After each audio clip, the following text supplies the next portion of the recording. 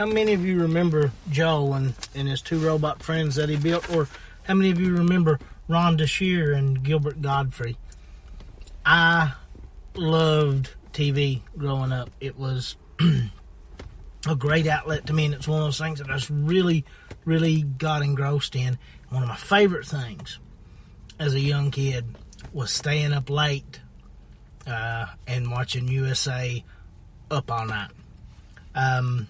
I later on become a big fan of a show called Mystery Science Theater 3000 on Comedy Central. There was some other stuff here and there, you would catch glimpses of that kind of caught my attention. But those two shows really seemed to fuel my like for horrible movies. I mean, I know the idea is to watch good movies, and I do like good movies.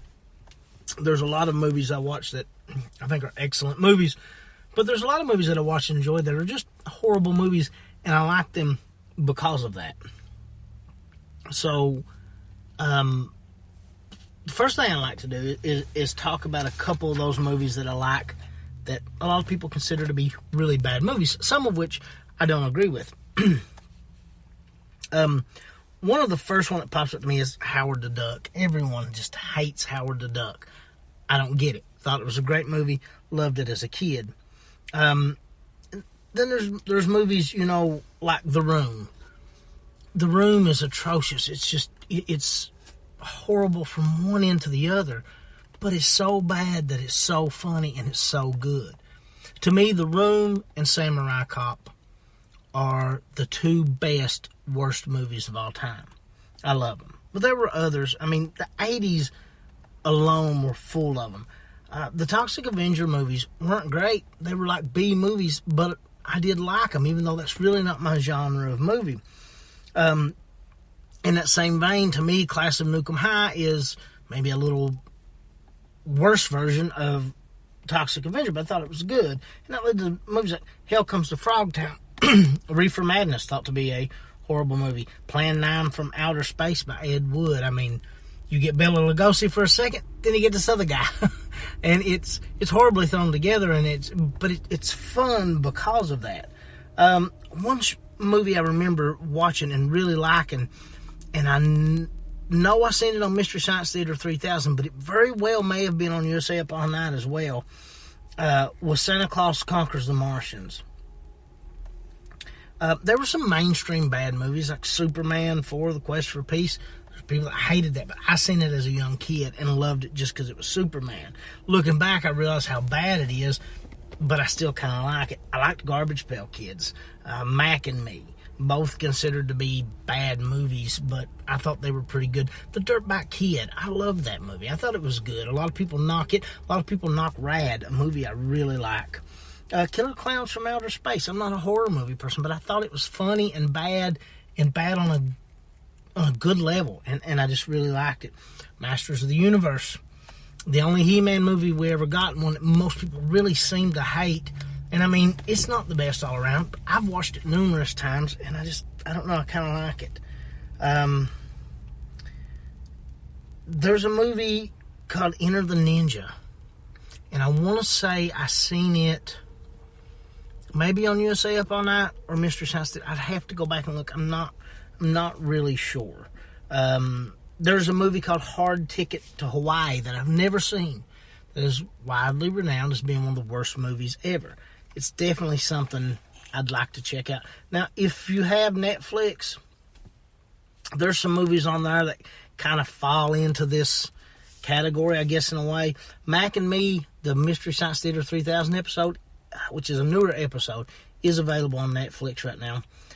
Police Academy. I think every one of those are on there, and that's one of those bad 80s, and I just did the air quotes like you guys could see it, one of those bad 80s campy comedies I think is great.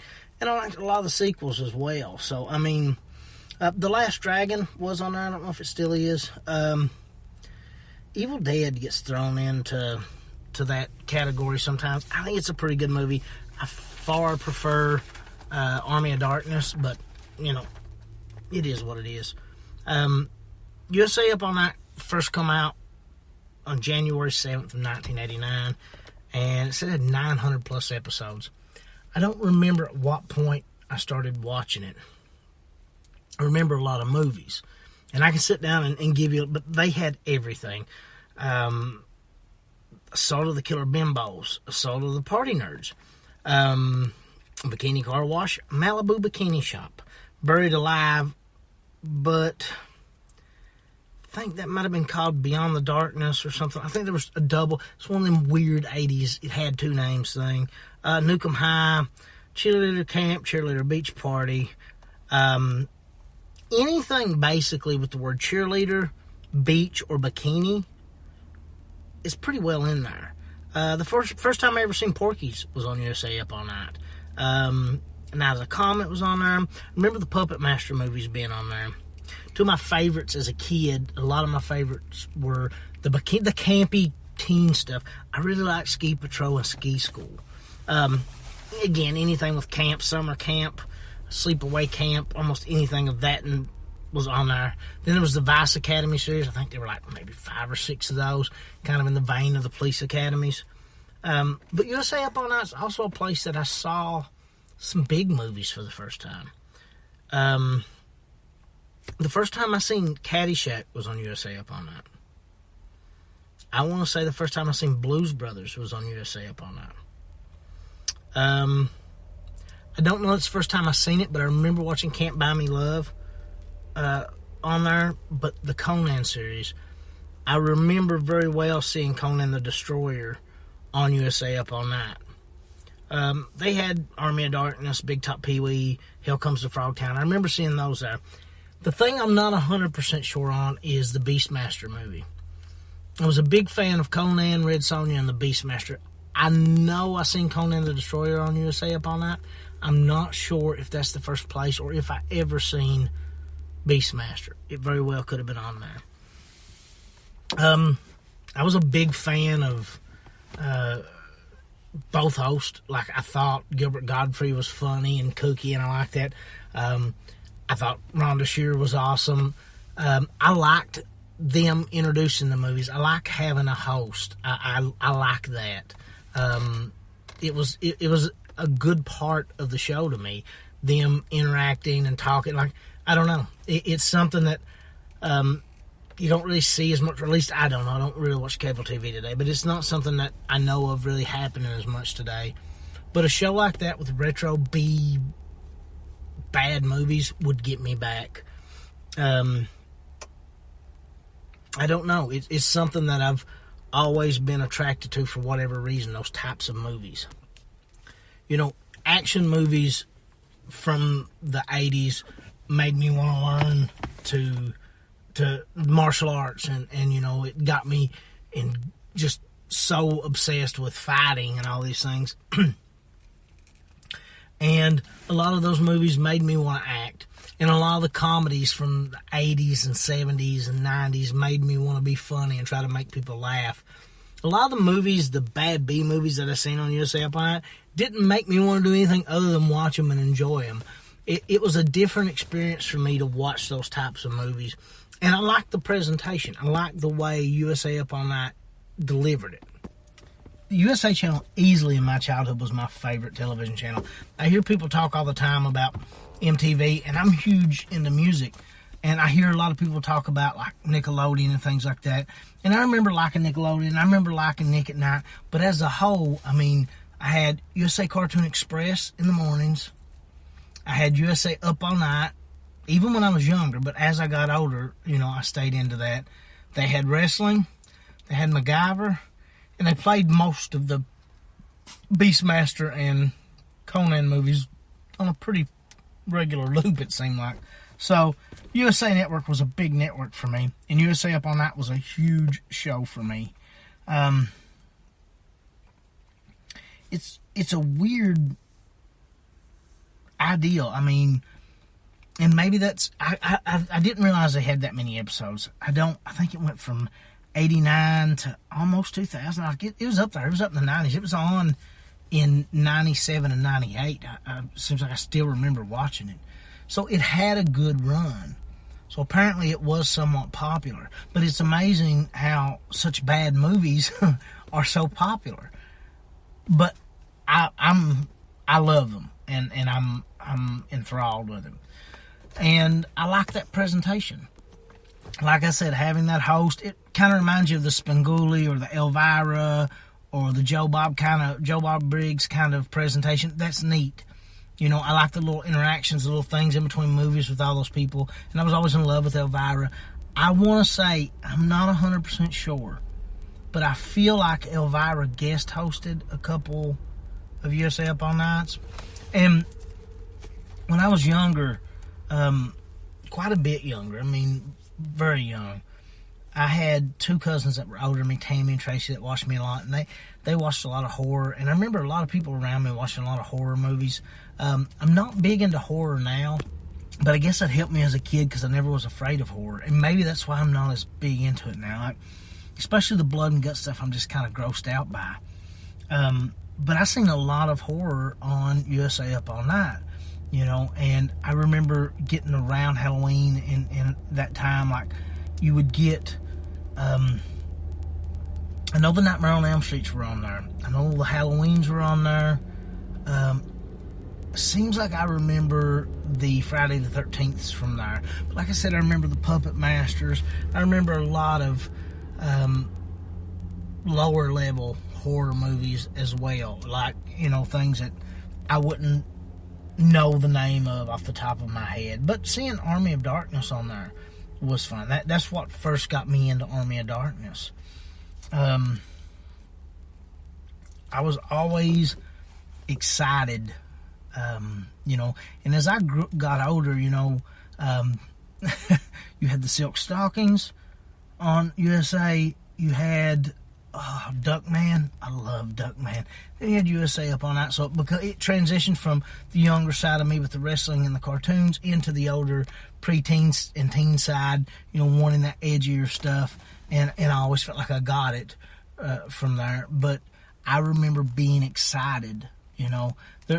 That's a feeling I don't get any longer. And that's why I like doing these episodes, because I get to go back and talk about things that I like. You know, sometimes I know this podcast is everywhere and goes all over the place, but I really like a lot of these, either retro cast or just cast about things that I like, because it gives me a chance to talk about stuff and reminisce about things, and maybe that'll trigger a fond memory in somebody else, because that's something I really enjoy from other podcasts, is listening to them and being reminded of something that I really like from my past. And for whatever reason, USA Up All Night's just kind of been bouncing around in my head lately, and that's made a big impact on me, and thinking about it, and thinking about why I like that presentation so much, you know, and it makes me miss TV and miss being excited to see something, you know. I was excited to see an episode of The X-Files. I was excited to see USA Up All Night, you know. I don't know what it is that I don't get. I mean, there's still stuff like documentaries and docuseries are a big thing. Netflix puts a lot of things out that I'm excited to see. I'm excited when they pop up a new Making a Murderer. I'm excited when they do a lot of things like that. Like, but not, it's not in the same way, you know. It's not that it's better than or less than. It's just different than how I felt, you know, when I was younger with these shows. A show that I actually found later than USA Up All Night, but it originally, and this is kind of news to me, I've done a little bit of looking at it, was Mystery Science Theater 3000. And it actually came out in 1989, but it was on a local TV station. It got a national run on Comedy Central. I don't know what year that was, but it's definitely probably in, you know, I've seen mostly reruns, because I did not start at the beginning, but in the mid-90s is when I remember it popping up on Comedy Central. And it's still out today. Like, there's new episodes today, and there's movies and all that. Like, I still touch base and watch it and stuff. Like I said, if you like Mac and Me, which is considered to be one of these horrible movies, that the Mystery Science Theater 3000 episode of Mac and Me is on Netflix. Mystery Science Theater 3000 had a different approach than USA Up All Night all around. It's something I found super fresh and really interesting. You know, you have the three people commentating. Well, two of them are doing voices for the robots, but still you have these people interacting with this film like they're watching it with you, and they're often more entertaining than this horrible. I mean, that's the intention, is for them to be more entertaining than this horrible film. But the film's so horrible that it's good, and they're so entertaining that the marriage of the two together was fantastic. And they went a little different direction maybe than USA Up All Night. There was a movie called Cave Dwellers that I know was on Mystery Science Theater 3000, but I want to say that also was on USA, but I'm not 100% sure. You know, Mystery Science Theater 3000 would do, you know, Women of the Prehistoric Planet, or Project Moonbase, Master Ninja, Hercules versus insert whatever, Hercules versus Manhattan, if Hercules fought it, they showed the movie. You know, Village of the Giants and Mole People, things of that nature, like older B movies, or, you know, less than spectacular success movies that, when presented alone, maybe would have never got even a second look. I mean, I probably would have. I think a lot of people really like to go back and watch those old monster movies, things of that nature. But when you bring in the element of this commentary, this comedic commentary based thing on top of it, like, it's a really great format, and it's entertaining. And they, you know, if you're not familiar with the riff track stuff, to me, some of the best movies they covered actually during the riff track stuff. They done a Samurai Cop riff tracks that I think is stellar. Like, some of these can be hard to find, but a lot of time Amazon and you know, if you've got Amazon Prime and things like that, you can come around them. I've had to rent some, but I think personally the riff tracks things, and that's the original guys from Mystery Science Theater 3000, kind of doing that stuff out on their own. I think the riff tracks are a little better than some of the Mystery Science Theater 3000 stuff. I feel like they had access to some different movies maybe, but it's an amazing ideal and presentation. It's one that I've been trying to get people together to redo. If it's just a couple of those a year, to actually do those and do them with different groups of people. You know, I know a lot of people have done them online since then, and there's been a lot of YouTube videos of them, but it's really something I'd like to get down to where I could get a different group of friends every month or so, maybe do one a month.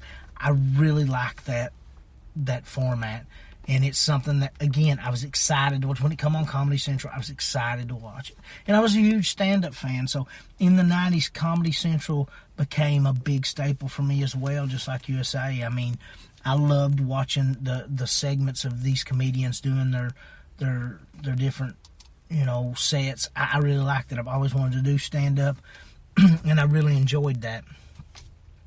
But Mystery Science Theater 3000 is probably the thing that brought me to Comedy Central as a whole, really. That got me watching that channel a lot. I don't know. It could be me. They had Soap when I was growing up. Again, another show that a lot of people don't like, but I'm that way, I guess, with a lot of things. Like, I like really good music. I like very little really bad music. But there's some really bad movies that I love.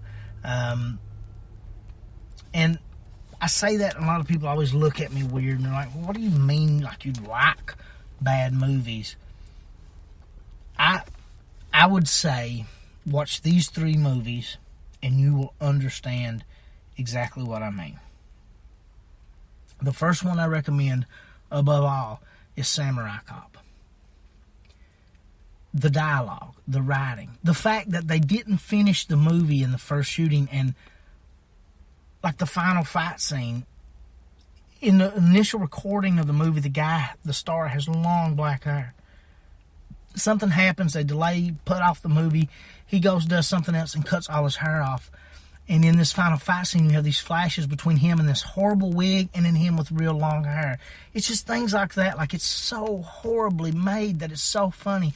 When you watch it and you hear the "My Big Black Gift," the Big Black Gift line, when you hear "Big Black Gift," that that line, that little segment alone, my wife and I lost it, you know, and it's a horrible movie. She hated it. She didn't know why she enjoyed what she did, but she even had to admit she did like it because it was so bad. Unlike me, she can't watch it over and over again. One time was enough for her. But if you watch Samurai Cop, I think it kind of gives you more of a feeling of what I mean by these bad movies. Now, don't watch the sequel right off. The sequel's bad, but they even brought Tommy Wiseau in. It's not bad on that.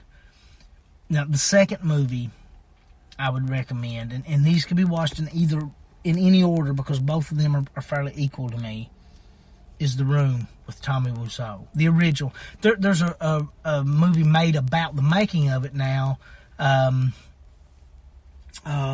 What's the two guys from The Interview? I'm so bad with names. Seth Rogen and Franco.